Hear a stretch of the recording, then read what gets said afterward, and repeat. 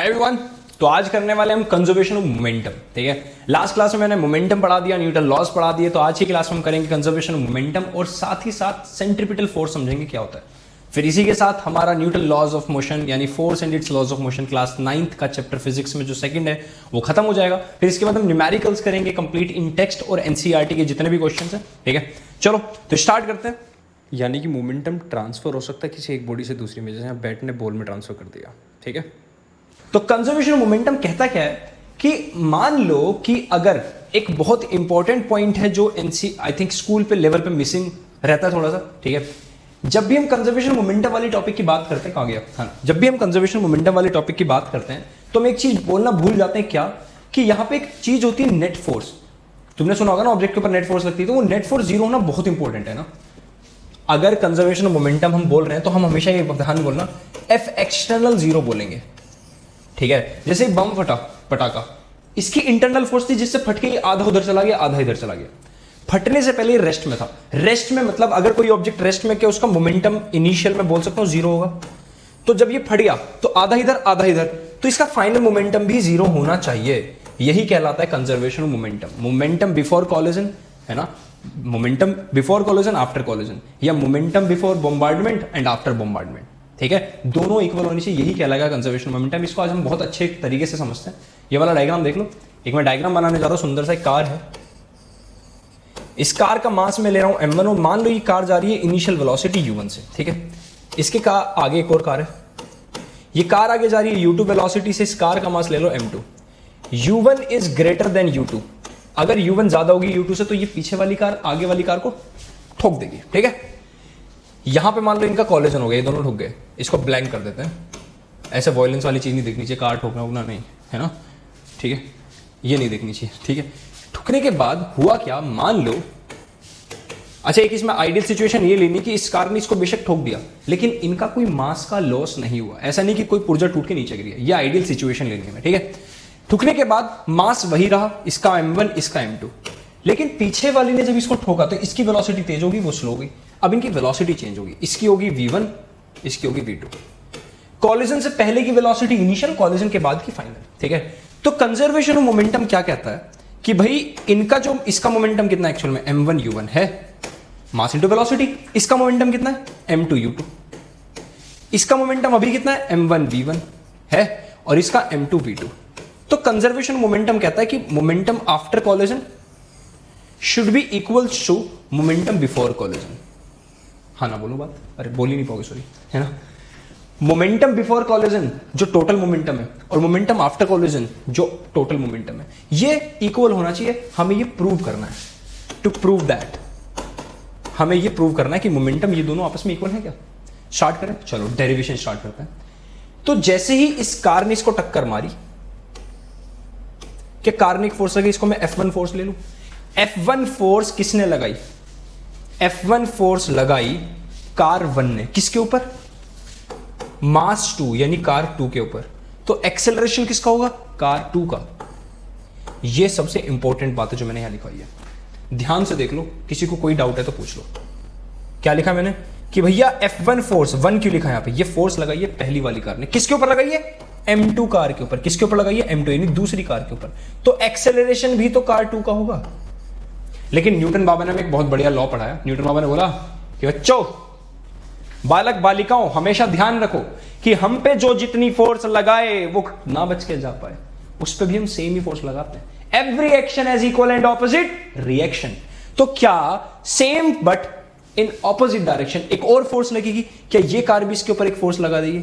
इस फोर्स को मैं बोल रहा हूं F2। फोर्स F2 लगाई सेकंड कार में, किसके ऊपर लगाई, मास 1 पहली कार के ऊपर। कितना एक्सेलरेशन होगा, किसका होगा, पहली कार का, A1। ये 1 और 2 बहुत इंपॉर्टेंट फैक्टर्स हैं। ये बात याद याद याद याद याद याद बस याद रखते रह जाना। ठीक है, क्या न्यूटन थर्ड लॉ कहता है कि this F1 is equal to F2 but in opposite direction. F1 और F2 अलग, F2 इधर है, F1 इधर है, ऐसे मानो है ना, या F1 इधर है F2 इधर है, ऑपोजिट। तो क्या मैं यहां से लिख सकता हूं F1 equals to minus F2। ये माइनस क्या रिप्रेजेंट कर रहा है कि दोनों की डायरेक्शन क्या बेटा, opposite.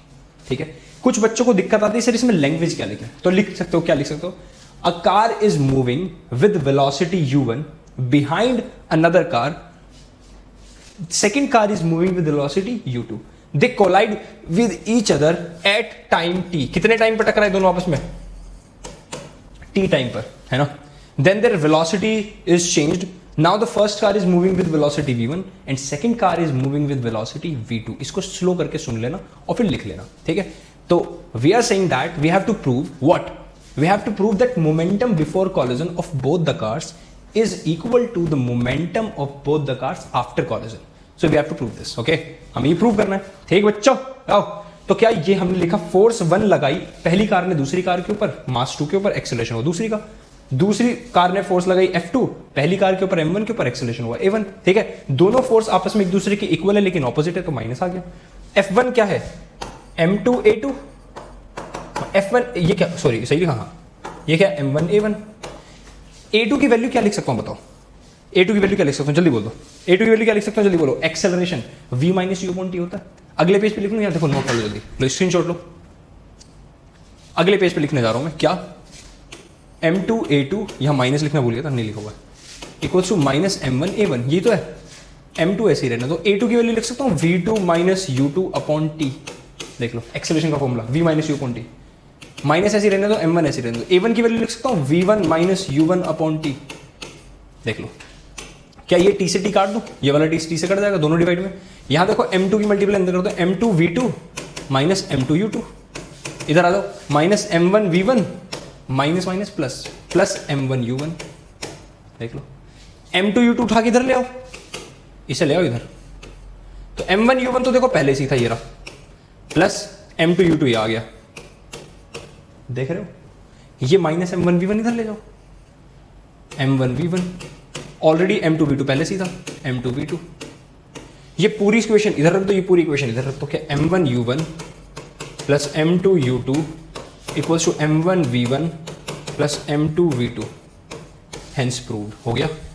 Momentum before collision equals to momentum after collision, prove हो गया।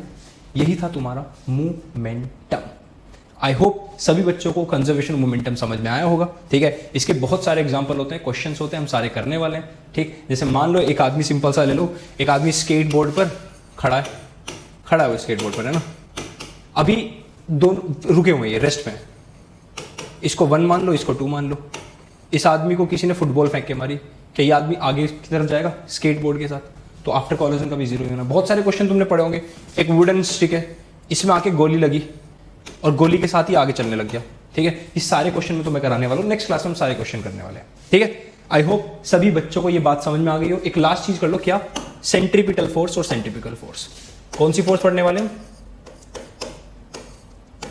Centripetal force. वैसे मैं पीछे पढ़ा चुका हूं ना, फिर भी हल्का सा बता देता हूं, है ना? एक ऑब्जेक्ट सर्कुलर मोशन में, सर्कल अच्छा नहीं बना पर चलो कोई नहीं, ये ऑब्जेक्ट सीधा जा रहा है, एक्चुअल में इसकी वेलोसिटी की डायरेक्शन सामने होती है।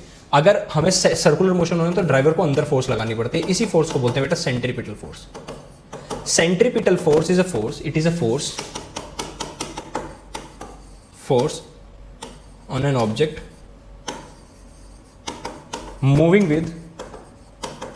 moving